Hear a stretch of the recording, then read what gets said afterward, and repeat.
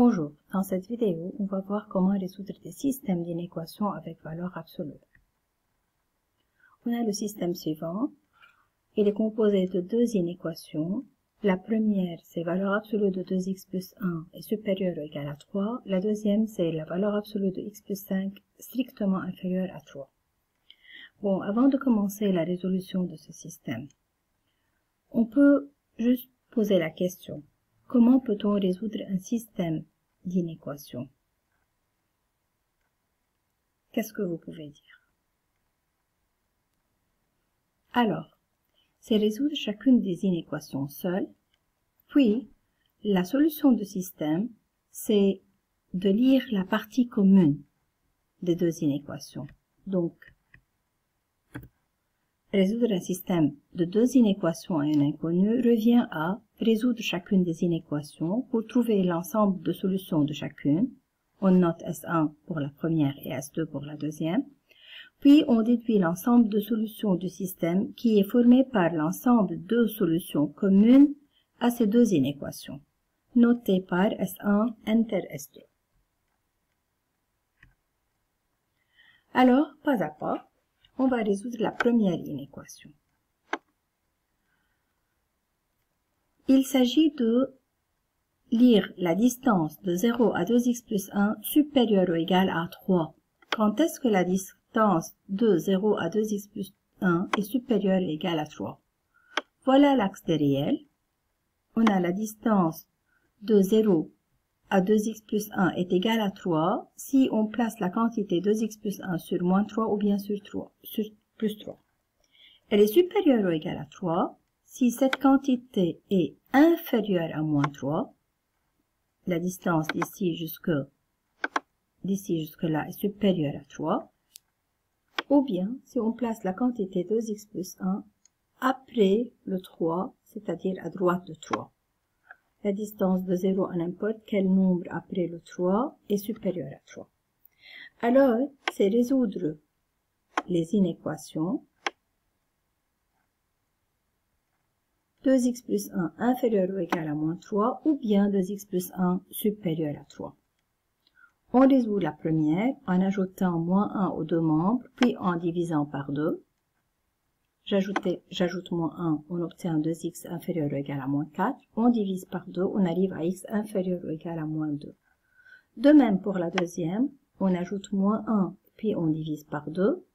On obtient 2x supérieur ou égal à 2. En divisant par 2, on arrive à x supérieur ou égal à 1. Comme on a dit avant, le ou, c'est l'union entre les deux.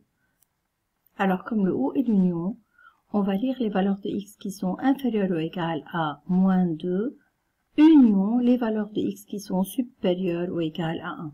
Voilà l'ensemble de solutions.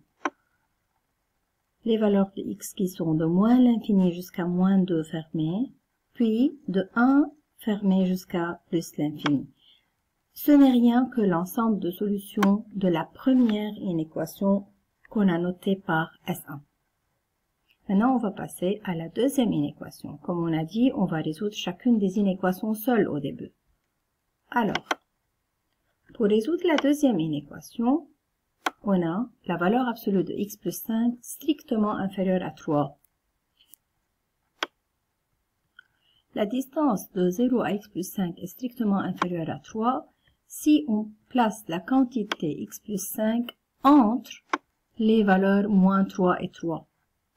Alors, voilà, la distance x plus 5 est comprise entre moins 3 et 3, strictement comprise entre moins 3 et 3. Donc, ça revient à résoudre l'inéquation moins 3 est strictement inférieur à x plus 5, inférieur à 3. Donc, on a encadré la quantité x plus 5 entre moins 3 et 3. Nous voulons passer à l'encadrement de x. Pour trouver x, on va ajouter moins 5 à tous les membres. En ajoutant moins 5, on arrive à moins 8, plus petit que x, plus petit que moins 2.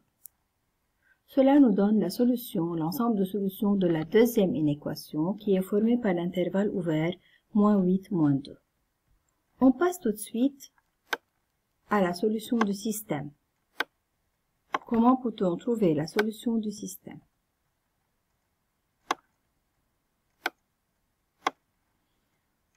On doit voir sur l'axe des réels l'ensemble de solutions S1. L'ensemble de solutions S1, on a dit que c'est moins l'infini moins 2, union 1 plus l'infini, voilà la partie bleue claire ici. Donc voilà, on a mis moins l'infini moins 2, union 1 plus l'infini. De même, on va faire sur le même axe la représentation de la solution S2. Donc j'ai besoin de placer le moins 8 quelque part. Voilà le moins 8, il est avant le moins 2, il est inférieur à moins 2. Ici c'est le moins 8. Puis sur le même axe, on représente la solution S2 formée par l'intervalle ouvert moins 8, moins 2. Voilà la partie S2 en bleu foncé. On a dit que résoudre un système d'inéquations, c'est de lire l'intersection des deux ensembles de solutions. C'est S1 inter S2. Donc, c'est de lire la partie commune. La partie commune, c'est la partie coloriée par les deux couleurs. Donc, si je regarde comme il faut sur l'axe des réels, on regarde que la partie commune n'est rien que de moins 8 jusqu'à moins 2, sachant que le moins 8 n'appartient pas à l'ensemble de solutions et que moins 2 n'appartient pas à l'ensemble de solutions parce que moins 2 n'appartient pas à S2 malgré qu'il appartient à S1. Voilà, le moins 2 appartient à S1. Mais le moins 2 n'appartient pas à S2, alors il n'appartient pas à l'intersection de ces deux solutions. Et par suite, la solution du système, c'est uniquement de moins 8 jusqu'à moins 2 ouvert. On passe maintenant à une nouvelle partie. On va résoudre dans Z le système suivant. Comme on a fait la partie A, résoudre un système d'inéquations, c'est de résoudre chacune des inéquations seule, puis de lire la partie commune. Mais quelle est la différence entre la partie A et la partie B? Ici, il s'agit de résoudre dans Z. Bon, résoudre dans Z. Que signifie résoudre dans Z?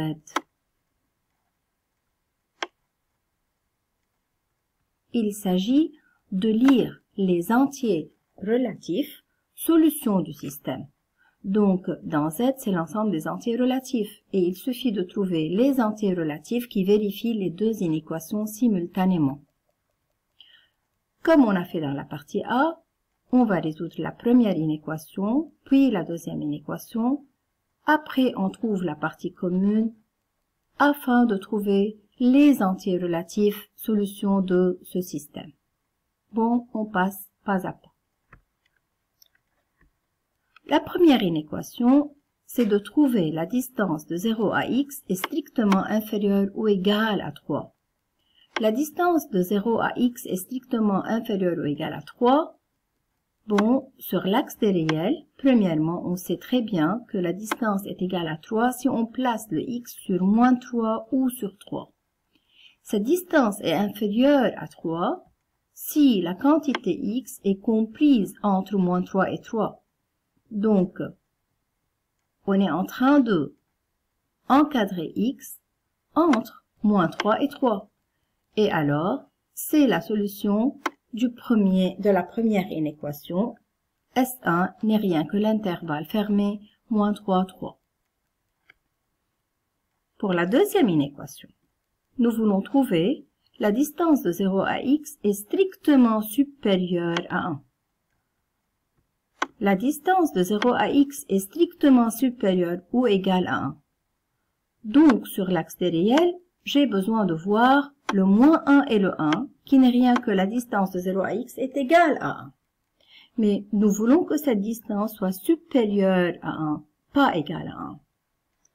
Alors, la quantité x doit être avant le moins 1 ou bien après le 1. C'est-à-dire, ce sont les valeurs de x qui sont de moins l'infini à moins 1, union de 1 à plus l'infini. Et alors, l'ensemble de solutions de la deuxième inéquation n'est rien que moins l'infini moins 1 ouvert, union 1 plus l'infini. Alors, l'ensemble de solutions de la première inéquation, c'est l'intervalle fermé moins 3, 3. L'ensemble de solutions de la deuxième inéquation, c'est de moins l'infini à moins 1, union de 1 à plus l'infini. Donc, pour trouver la partie commune, on est obligé de placer sur l'axe des réels les valeurs moins 3, 3, moins 1 et 1, mais par ordre croissant. La plus petite valeur, c'est moins 3, suivi par moins 1, suivi par 1, puis suivi par 3. Voilà. On est en train maintenant de résoudre dans R, le système, pour trouver la partie commune. Voilà l'axe des réels. Comme on a dit, on place les valeurs par ordre croissant. La solution S1, c'est de moins 3 à 3. Fermé, des deux bornes. La solution S2, c'est de moins l'infini à moins 1 ouvert, puis de 1 à plus l'infini. Donc, pour lire la partie commune, c'est de lire la partie assurée par les deux couleurs. Alors, dans R, si je suis en train de résoudre dans R, l'ensemble de solutions dans R, c'est de moins 3 jusqu'à moins 1 ouvert, union de 1 ouvert jusqu'à 3, sachant que le moins 3 et le 3 sont des solutions. Donc, c'est fermé sur moins 3 et sur 3, mais ouvert de côté de moins 1 et de 1. Or, nous ne voulons pas les solutions dans R. Nous ne voulons pas l'ensemble de solutions dans R. Nous voulons l'ensemble de solutions dans Z. Alors, la question est la suivante. Quels sont les entiers relatifs qui vérifient le système d'inéquation? D'autre part, quels sont les entiers relatifs qui se trouvent dans l'ensemble S? On commence par moins 3, c'est une solution, suivi par moins 2, on laisse tomber le moins 1 comme il n'appartient pas à S, puis on continue vers 1, on laisse tomber le 1 comme il n'appartient pas à S, on a le 2, puis le 3. Alors, l'ensemble de solutions dans Z, c'est l'ensemble moins 3, moins 2, 2 et 3. Alors, pour conclure, résoudre un système d'inéquation à une inconnue, c'est résoudre la première inéquation, résoudre la deuxième inéquation, puis de trouver la partie commune. N'oubliez pas, il faut toujours savoir dans quel ensemble numérique on est en train de travailler. Si on est en train de travailler dans R, on va lire les nombres réels solutions du système. Si on est en train de travailler dans Z, on va lire les entiers relatifs solutions du système. Si on est en train de travailler dans N, on va lire les entiers naturels solutions du système. J'espère que tout est clair. Merci